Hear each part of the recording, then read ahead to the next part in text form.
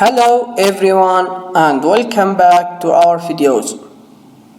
Today we are gonna talk about aircraft welding, and this is the second class talking about aircraft welding.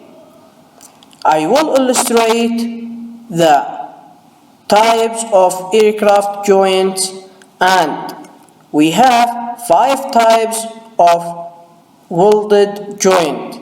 The second type called butt joint, and here we have the butt joint.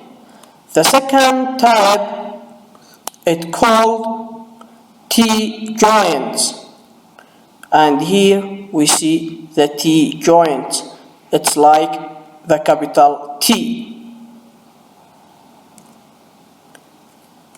After that we have a lap joint, and this our lap joints. And the fourth one is called corner joint, and this the corner joint. The last type of joints we have is the edge joints. Here we have the edge joints.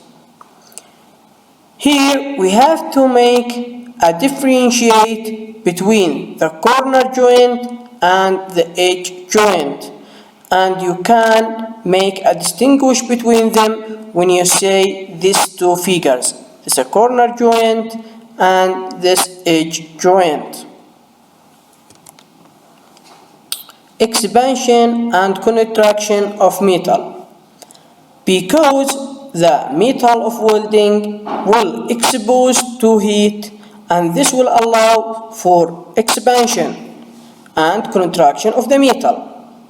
So we have to controlling the expansion and contraction of metal during welding, because that will reduce the distortion and warping.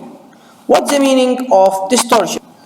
The distortion is any unwanted physical change or departure from specifications in a fabricated structure or component as a consequence of welding.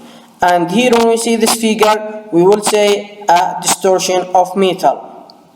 And this welding is wrong. So how we can control the expansion and contraction of welding to prevent the distortion? We can do that by two methods. The two methods of allowing for expansion and contraction, they attack weld and V shape. The attack weld is simply a small round weld that temporarily holds the work together at about 1 inch interval. And when we see here, we have the attack weld. What about the second method?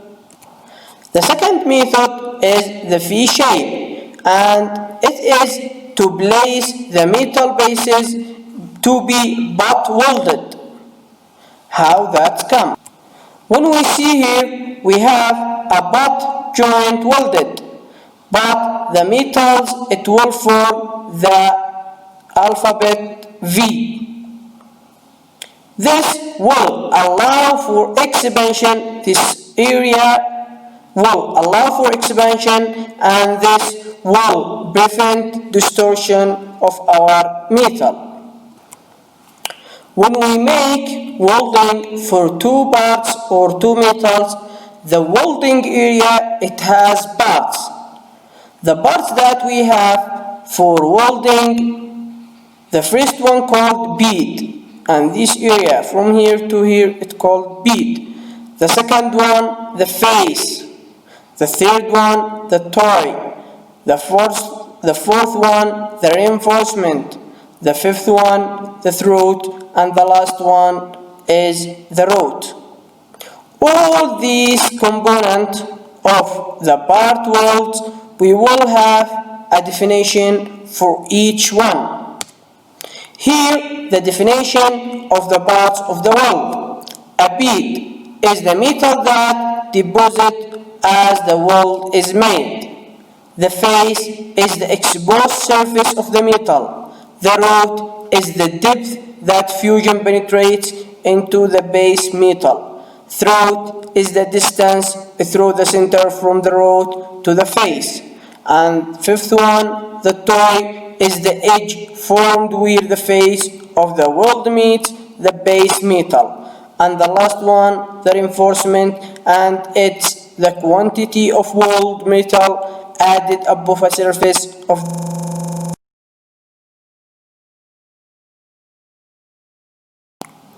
Section C talk about basic gas welding.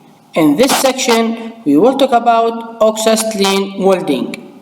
The oxyacetylene welding is a combine of two gases, oxygen and acetylene, and we will talk about the equipment of this welding. The gases acetylene and oxygen will mix together on the torch nozzle. The cylinder of oxygen and acetylene made of steel. The characteristics of acetylene gas: heavy gas, disagreeable odor, and gave flame. The acetylene becomes unstable at pressure of 15 psi or higher. So the normal operating pressure for most acetylene welding, it will be from 4 to 8 psi just. Because the acetylene is unstable gas, it will stored in a container with acetone.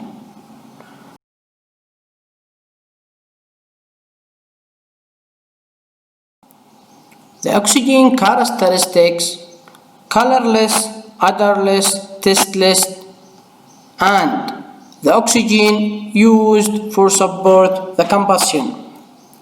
In the gas welding, the amount of heat applied to material being welded is controlled by the size of the tip opening, and we will say this when we have practices on oxyacetylene welding. Now we are gonna talk about the equipment of oxyacetylene welding. The oxyacetylene welding equipment includes regulators, hoses, torches, lighter, filler rods, and the last one, safety equipment.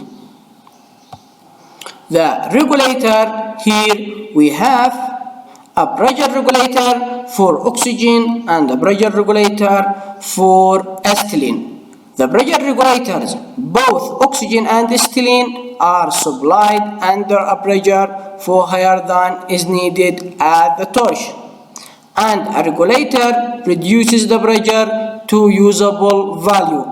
This is the function of the pressure regulator for oxygen and acetylene. Now we will make a differentiate between the regulator of oxygen and the regulator of the acetylene. The oxygen cylinder pressure can be as high 3000 psi, and it has two gauges. One shows the tank pressure and the second shows the pressure at the output of the regulator. What about the acetylene regulator? The acetylene pressure regulator cylinder can be as high as 500 psi. Why 500 psi? Because as we said, the acetylene is unstable gas. It has two gauges. One indicates the pressure of the gas in cylinder, and the second indicates the pressure of acetylene being fed to the torch as the gauges of the oxygen.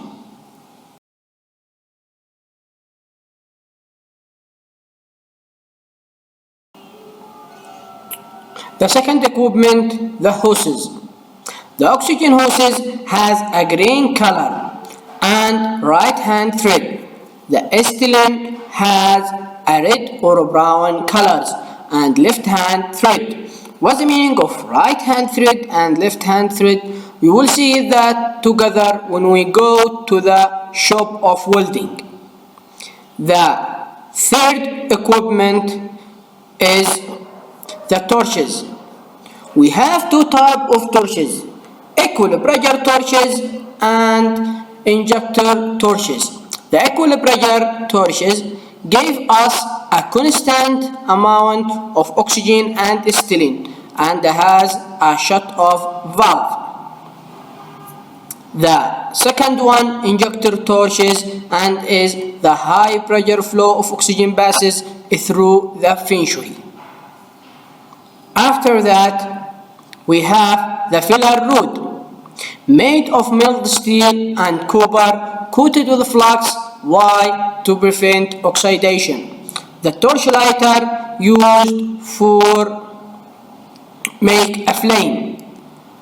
And the last one we have the safety wearing, and they are welding gloves, face shield, and strong clothes.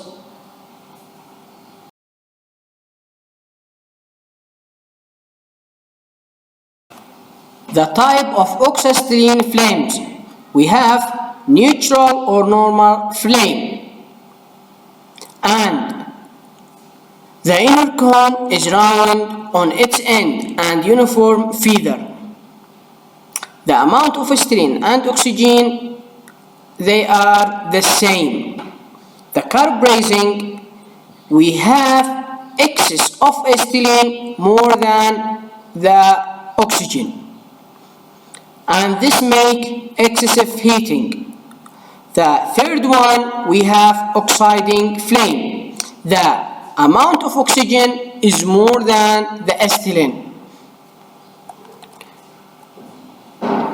And here we will say this the neutral flame, this the carburizing flame, and this the oxidizing flame.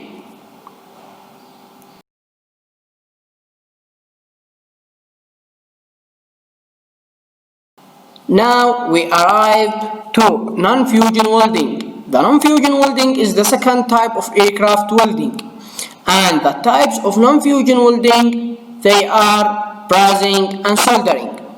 The brazing is non-fusion joining occurs when two or more pieces of metal are held together by softer metal such as brass or bronze.